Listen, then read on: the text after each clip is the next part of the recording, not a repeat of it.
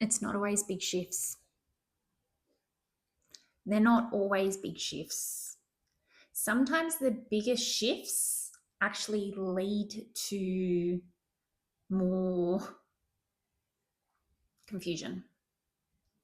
It's the little shifts that build on each other that can propel you forward. Okay. I have been doing this for a long time. And what I notice is that a lot of the time when we think we need to have these big shifts, something's just not quite landing. I need a big shift just to anchor it all in. It's actually detrimental to us. Okay. Because all those little shifts we're missing out on. Okay. Upgrading regularly sometimes is better for your nervous system. Maybe not sometimes, maybe more often than not, is better for your nervous system than these big, gigantic quantum leaps that we expect for ourselves and from ourselves. Okay. And when you put that pressure on having a quantum leap, you actually get in the way of yourself. You are sabotaging yourself by undermining the little shifts and only pay attention to the big shifts. Okay. The past probably 3 weeks, I have been doing this anti inflammatory diet and I'm on to my 4th week. And I did have something that I shouldn't have eaten the other day, but it was a sad day. It was the anniversary of my dad's passing, and I just wanted to be a bit naughty. But these 3 weeks of having this anti-inflammatory diet, I've had shift after shift after shift after shift after shift, up level after up level after up level.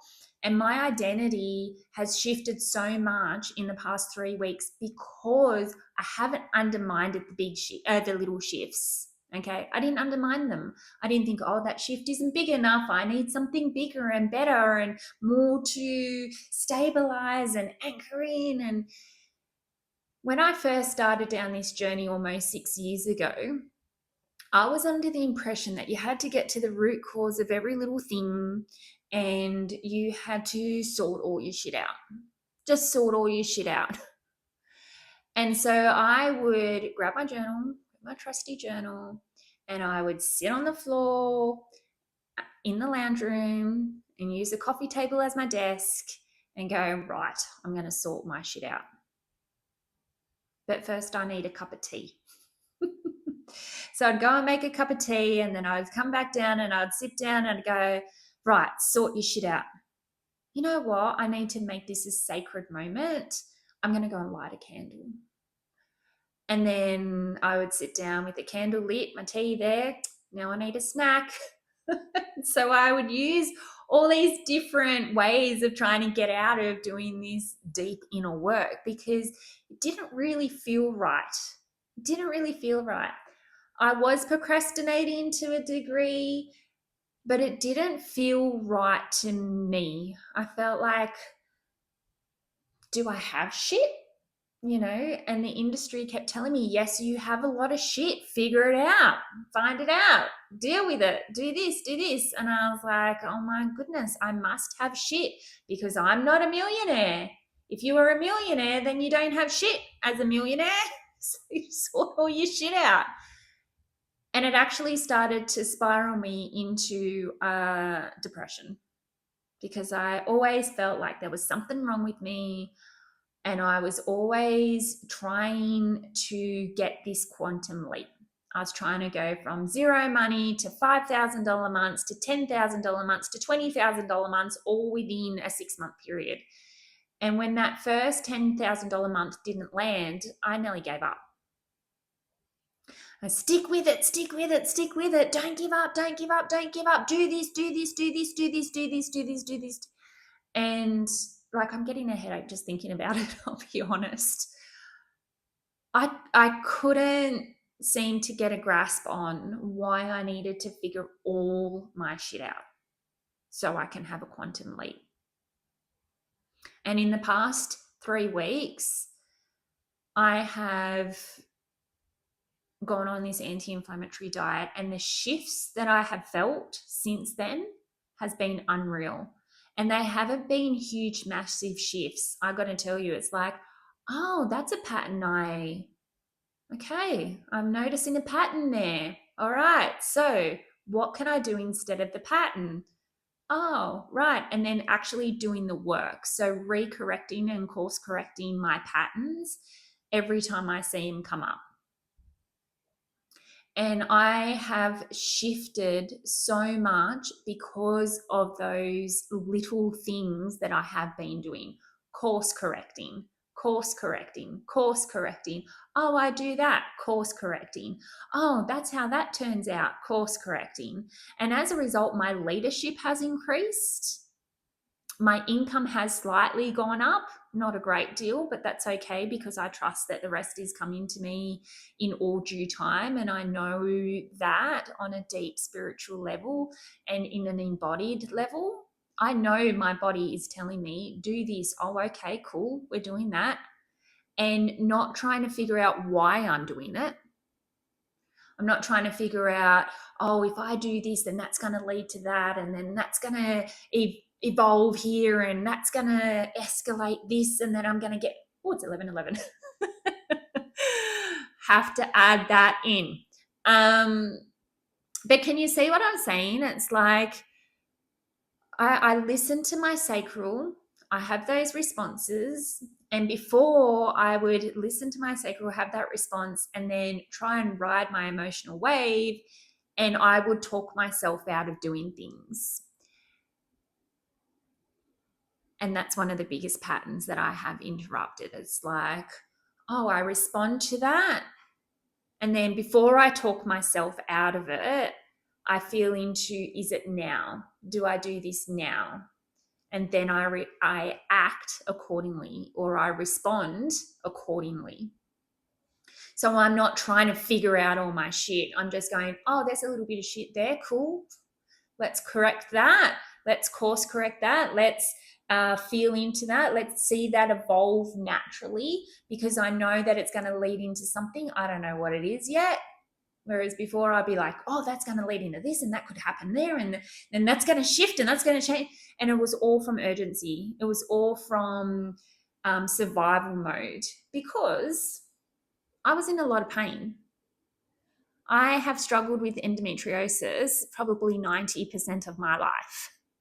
And so in the survival mode, I was in constant pain. I was constantly trying to figure everything out, because heaven knows if I take any like aligned action without knowing the byproduct of that aligned action, I just wouldn't take it.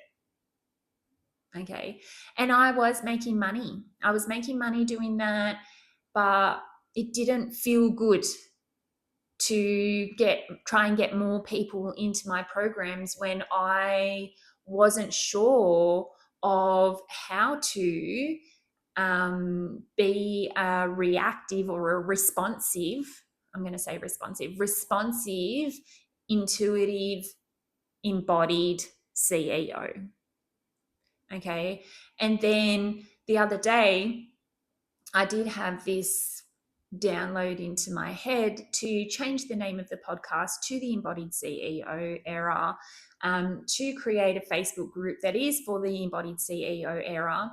And I started to feel really excited about it. I was responding to this. I was like, went and did the graphics, and I went and was talking with ChatGPT a little bit, and it was like, how can I bring my mastermind, the inner temple, into the name of the podcast? And, like, what can I do here? And just feeling into and responding to what ChatGPT told me. Okay, I don't just go and do what ChatGPT tells me to do. I respond to it. And a lot of the time I actually ask ChatGPT for things to respond to, so that I can like align my sacral as it comes up. And so, yes, I had this download, change the podcast name to the Embodied CEO Era. The name fits really beautifully. And then I started to get into my head. I was like, I just changed the name of the podcast to the God frequency, from the sacred wealth. And like, what is this? I'm inconsistent. I'm like constantly changing the name. I'm constantly pivoting. I'm constantly doing this. I'm like, and I talked myself out of changing the name. of this podcast and creating a Facebook group. I talked myself out of it. And then early hours of this morning, 1:00 this morning, it was like, no, you're meant to change it. Do it now. So today is the day that I'm changing it to the Embodied CEO Era. And I could go into apologizing. I could go into the God frequency just didn't cut it for me. And like I could go and excuse my way into and out of anything. I can talk myself into and out of everything. So can you. You can talk yourself into and out of everything. But whether you should talk yourself into and out of everything is not the point here. You shouldn't have to do that, because if you're responding and you're letting your intuition in your body respond for you, then you follow that. Just follow what's in your heart, follow what's in your body. And your mind is literally here to decipher what your body is telling you to do. God talks to you through your body. Your intuition is one of your strongest superpowers. And if you're not using it in an embodied way, then what's the freaking point of doing anything? Okay, there's two types of entrepreneurs. One type of entrepreneur is head led. They think, they're strategized, they have the positioning and the messaging and everything like that, and they don't necessarily change their minds very often. They overthink it a little bit, yeah, but they've got their knowledge. They go by the base of their knowledge. But with heart-led entrepreneurs or soul-led, whatever term you prefer to use, we need to use our bodies. God talks to us, our intuition talks to us through our bodies. Okay. And if you're not paying attention to that, you are going to struggle in business. I can guarantee it. You're not going to get confident. You're not going to be able to follow through with the strategy, because your intuition is what needs to lead you. Okay. That is a heart-led entrepreneur. That's an embodied entrepreneur, because we listen to our body. Our body is our guide. Okay, if you feel like doing something, don't talk yourself out of doing it. And also, if you don't feel like doing anything, don't talk yourself into doing something that you don't want to do. I've done it plenty of times. I had a coach a few years ago that told me I need to cold DM 60 people every single day to start conversations, because if I don't, I will never be successful. And my body just went, don't do it, don't do it, don't do it, don't do it, don't do it, don't do it. But I did it because I was paying a lot of money for this advice. So why wouldn't I follow it? And then, I can't turn around and say this thing didn't work because I didn't even try it. So I talked myself into doing something that I did not want to do. My body was screaming at me, don't do it. It was like, give an invite and then DM. Yes, conversations turn into clients. I completely agree with that, but there is a way that a heart-led entrepreneur is going to be able to get the best out of that advice. And when I seized up from that advice, I was told that clearly I didn't want success, because otherwise I wouldn't second guess the advice. I would just go and do it. Instead of, okay, well, how can we make this feel aligned to you? So, but that's just me whinging. So this is the thing, right? You can talk yourself into and out of anything, but whether you should do that is a completely different story. What you should be doing is listening to your body, responding and reacting to life, and going about running your business in that way. Okay, I am going to get into that more on another podcast. I feel like that needs to be dived into a little bit deeper, how to actually use your intuition for that. But right now, I do have to get ready for a reading, because I have a client in 10 minutes. So I'm going to wrap this up, and I am going to completely distracted. There were like 20 ducks on my front lawn, and they all just flew off together, which means there's going to be duck crap all over my front driveway. but that's okay. So if you want to go into this topic a little bit deeper, I do have my 12-month mastermind, which is called the Inner Temple, because we listen to our inner, our intuition is our authority. Our intuition is how we lead with our hearts and intentions and all that kind of stuff. So I have so much love for you. Thank you for listening. And if you want any information about how we can work together, I do offer single session readings at the moment, and I do have my mastermind, the Inner Temple. So reach out to me if you would like to. But I just have so much love for you, and I really, really, really invite you to, if you need to, re-listen to this so that you can understand it on a deeper level. But lead with your heart and don't second guess yourself. Love you lots.